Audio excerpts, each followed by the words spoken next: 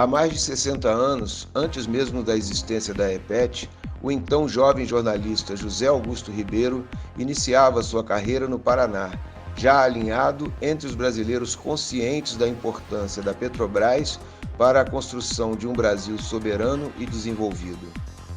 Escritor e historiador, autor do livro A Era Vargas, em 2001, Ribeiro se mantém coerente com as convicções de sua juventude.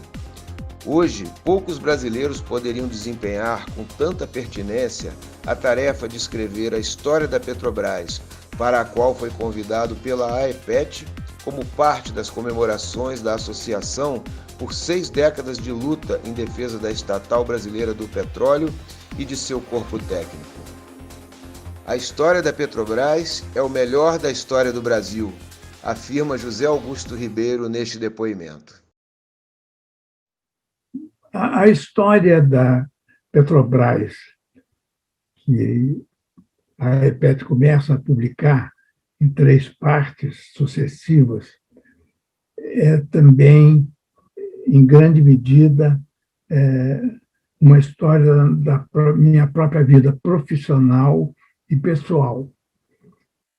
Eu tinha apenas 19 anos e 6 ou 8 meses de trabalho como jornalista profissional, quando, em 1957, 3 anos depois da fundação da Petrobras, eu fui imprevistamente designado para escrever o editorial do jornal em que eu trabalhava na época, o primeiro jornal que eu trabalhei, chamado Estado do Paraná, publicado em Curitiba, onde a minha família vivia. Eu então, escolhi como assunto a Petrobras, porque no noticiário da época, era o 2º ano do governo do presidente Juscelino, havia muitas pressões para o Juscelino desistir da Petrobras. Mas, enfim, havia pressões, inclusive da grande mídia conservadora nacional. E eu, no jornal de Curitiba, no estado do Paraná, me metendo a dar palpites sobre a Petrobras. Então, eu escrevi um editorial com o título Incertezas sobre a Petrobras, uma coisa solene, né, séria, preocupada. Né? E, em seguida, eu fui designado como editorialista efetivo do jornal. Né? Então, a Petrobras passou a figurar permanentemente na minha agenda. Eu era muito jovem, mas já tinha opiniões políticas consolidadas, porque meu pai foi um dos fundadores em Curitiba do PTB original, não essa contrafação que está aí, o PTB de Getúlio, o PTB do Jango, o PTB do Brizola. E o tiro de guerra do meu pai apoiou entusiasticamente a Revolução. Então, era um dos títulos de que ele se orgulhava, é que ele tinha, quer dizer, a unidade dele tinha apoiado Getúlio na Revolução de 30. E, ao longo da vida, ele foi sempre um trabalhista, fã, admirador, e depois eleitor do Getúlio, e me transmitiu isso desde a infância. Né? De modo que, para mim, na campanha do Petróleo Norte, eu nem tinha o que discutir. Eu era a favor da Petrobras, claro. E me lembro que foi publicado naquela época, na época da campanha para a criação da Petrobras, foi publicado o livro do Gondim da Fonseca, Que Sabe Você Sobre Petróleo. Era um livrinho pequeno, que ele fez meio de improviso para contribuir para as discussões na campanha. Eu comprei o livro, né? E logo depois saiu outra edição, já ampliada, com mais material. Eu comprei de nós essa tal edição e fui comprando as edições sucessivas que saíam para me manter informado sobre a luta nacionalista pelo petróleo. De modo que, quando eu, mais de 60 anos depois, a aceito a responsabilidade, o convite para escrever uma história da Petrobras, quer dizer, eu estou revivendo, de certo modo, tudo isso que aconteceu na minha primeira juventude, né? E depois, em outras situações profissionais, eu também, vamos dizer, tive a oportunidade de escrever, e até como editor, de editar muito noticiário, aí já não artigo, já noticiário, sobre a luta da Petrobras, primeiro para sobreviver, e depois para se desenvolver e se tornar o que se tornou a maior empresa do Brasil, uma das maiores indústrias petrolíferas do mundo. Eu me lembro que na ditadura, a gente, trabalhando em jornal, tinha que obedecer o ditame da censura, mas nunca houve nenhuma proibição relativa à Petrobras.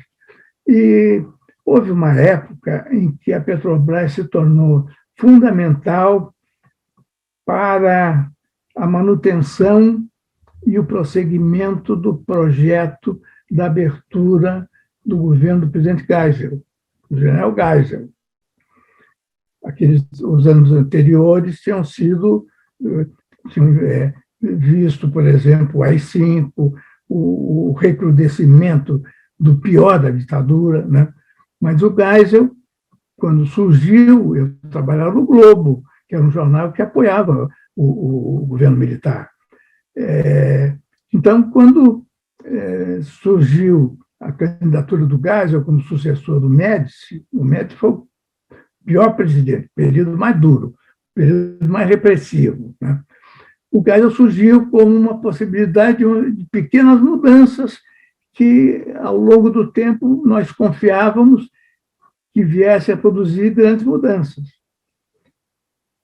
O Geisel perdeu a primeira eleição que houve no governo dele, de 74, porque ele começou a experiência da abertura ali, permitindo que a oposição tivesse acesso aos horários gratuitos de televisão em defesa dos seus candidatos. Aí houve aquela vitória estrondosa do PMDB, em 74, elegeu o único cargo majoritário em disputa, era o de senador.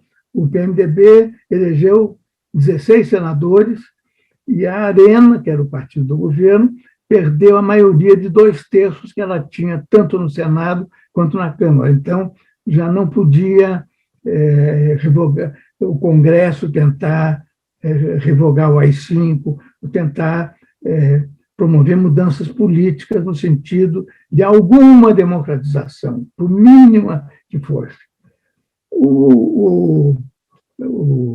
Naquela situação, a linha do Globo, da direção do Globo, era apoiar o Geisel, né? Nós, na redação, nos entusiasmamos com isso. E a gente sentia, não podia publicar, mas a gente sabia que o Geisel estava ameaçado militarmente. Foi quando surgiu a notícia: petróleo na Bacia de Campos. Eu era editor-chefe do jornal, ocasionalmente, dei isso como manchete da primeira página. E essa decisão, naturalmente, não foi clandestina. Ela foi aprovada pessoalmente pelo doutor Roberto Marinho. E, na ocasião, eu me lembro que a orientação dele, em matéria de Petrobras, foi a seguinte: se houver alguma notícia sobre a Petrobras e for a favor da Petrobras, pode publicar, não precisa me consultar. Se for contra a Petrobras, não publica e me consulta, eu decido o que fazer. E aí ele deu até uma explicação. Por que esse favorecimento à Petrobras? Ele disse: olha, eu sou o maior acionista privado da Petrobras. Se o Globo publicar alguma coisa contra a Petrobras, vão dizer que eu estou especulando para vender ações ou para comprar ações, para as ações caírem de preço, eu poder comprar mais, coisa assim. Então, nada contra a Petrobras, não publica nada contra a Petrobras sem me consultar. Se tiver alguma notícia, me avisa imediatamente. Aí, quando vinha coisa contra a Petrobras, ele não permitia a publicação. Quando era a favor da Petrobras, não precisava nem consultar. De modo que a história tem esses paradoxos, e, naturalmente, isso que eu estou contando aqui é só para ilustrar o clima em que eu tenho trabalhado nessa biografia. Então, a Petrobras foi, desde o meu início como jornalista, nos anos 50, fez sempre parte das minhas ocupações, né? Seja quando ela é ameaçada e é preciso defendê-la, seja quando ela começa a produzir avanços e o pessoal que é contra tenta desvalorizar esses avanços, ou desmentir. Eu me lembro que no negócio da Bacia de Campos vinha de montoeira, vinha de enxurrada o noticiário dizendo que aquilo não era verdade, que não tinha tanto petróleo, ou que o Brasil não tinha competência para produzir petróleo. A verdade é que tinha, e a Petrobras hoje está aí, depois da Bacia de Campos, que foi nos anos 70, a Petrobras descobriu o pré-sal. A Petrobras hoje está submetida à mesma situação humilhante que o Brasil está vivendo, né? Nós já fomos a 6ª economia do mundo. Hoje acho que não somos mais nem a 10ª, parece que já foi para 12ª, uma coisa assim. Mas, vamos dizer, faltam 6 meses para mudar o governo. Eu duvido que o atual seja reeleito, né? E tenho certeza que o próximo vai defender a Petrobras, vai apoiar a Petrobras, como no regime militar o general Geisel apoiou. Todas as queixas que nós tenhamos do regime militar, e eu tenho, inclusive, queixas pessoais, eu fui preso 2 vezes, sem motivo nenhum, né? Então, mas reconheço que no regime militar a Petrobras foi tratada com respeito e apoio, ao contrário do que aconteceu nos governos Collor, no governo do Fernando Henrique, depois no Temer e agora nesse atual, né? De modo que, ao escrever, ou ao tentar escrever a história da Petrobras, né, eu me lembro de como foram esses anos todos, desde a década de 50, quando ela foi fundada, tentaram acabar com ela, ou tentaram minimizar o que ela conseguia fazer. O mesmo cenário e o mesmo enredo se repetem mediocremente até hoje, mas ela está aí. Ela sobreviveu ao Fernando Henrique, e no governo Fernando Henrique não foi só a decretação do fim do monopólio, não foi só a abertura dos leilões para as multinacionais explorarem petróleo em áreas que a Petrobras já tinha investigado, né? A Petrobras ficou confinada no governo Fernando Henrique ao que ela já tinha feito na Bacia de Santos.